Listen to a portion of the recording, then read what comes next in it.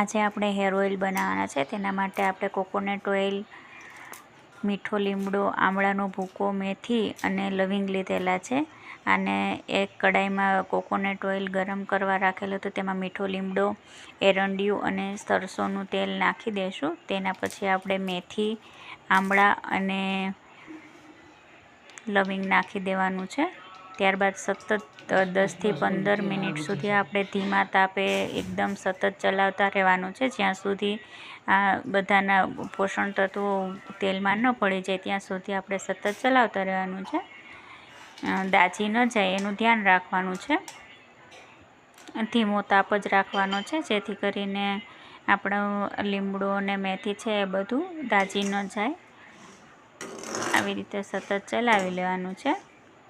10-15 minute પછી આવી રીતે થઈ જાય એટલે ઉતારી લેવાનું છે અને ઠંડુ થઈ જાય એટલે ગાળી